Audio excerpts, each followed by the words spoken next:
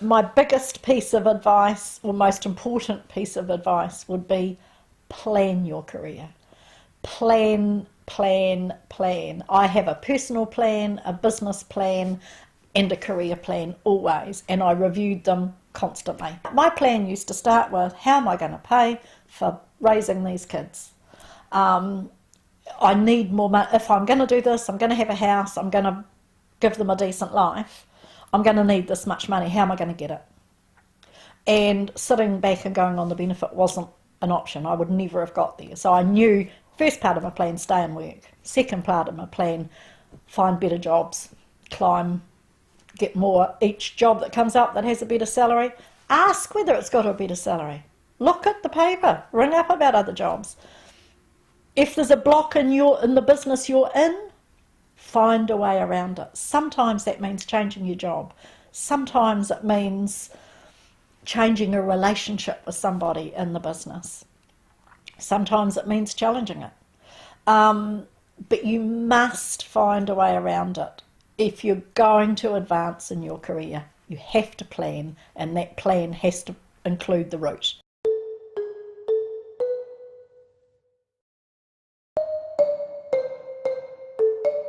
I still see, applications where it says, I'm really interested in working at, and they name the company and it's not my company.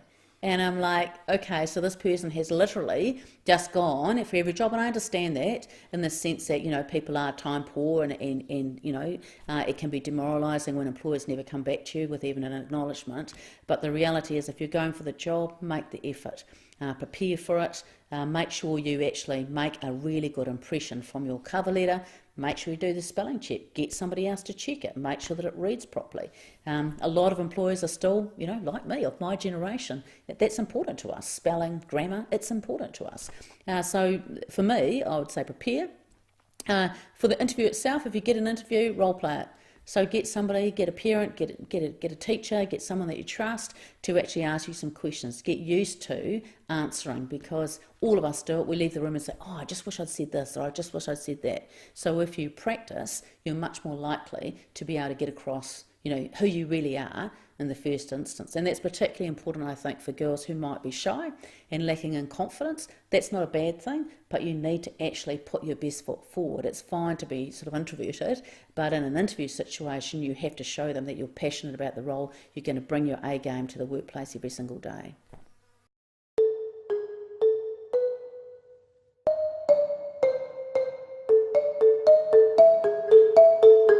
I work in the emergency department in Nelson Hospital, and the number of alcohol-related incidents that we have is massive. I used to work in inner city Liverpool, and I don't think I saw quite the scope of pathos that I see here. And we live in this beautiful place, right? It's amazing. And yet, I see kids who the fire's gone out in their eyes already. We drank when we were at uni as well. I drank a lot. But it didn't seem to be this hedonistic,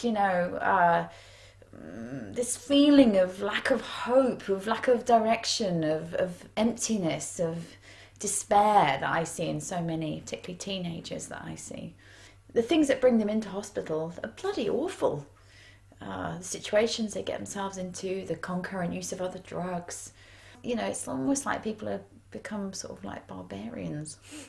But I think they've always been like that. So maybe we're just picking them off the streets more effectively.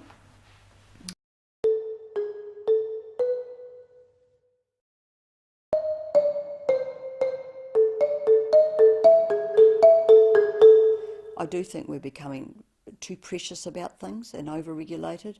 I mean, right at the bottom of that is, children not being able to hurt themselves, fall out of trees. So they chop the tree down so the kids don't fall out of it.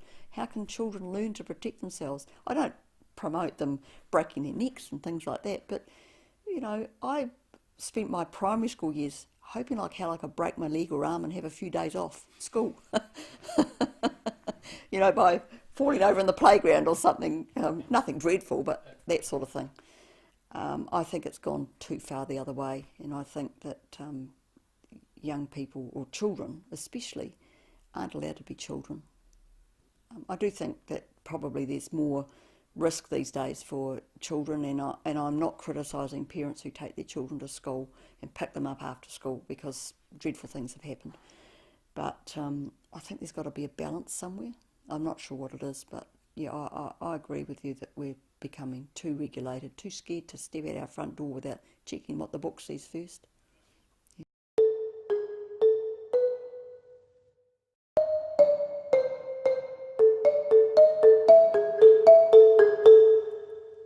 So they talk about digital natives and millennials now. I think someone of my era who grew up before even mainframes and has had to adapt to technology the way that we have in the rapid pace, even if it's over a 30-year period, from pretty much going from an abacus to a slide rule to a calculator to then being on a mainframe to a PC to all the mobile devices we have today, shows to me the capacity the brain has to learn, as long as you have that proactive and positive interest to want to learn.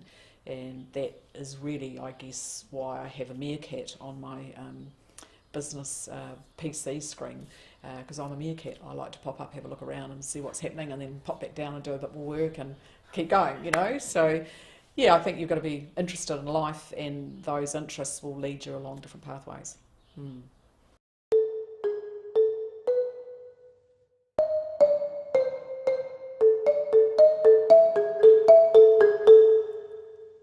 I think that we've tried to do it all. So on the one hand, we're being told we've got all of these opportunities, so you have to take it.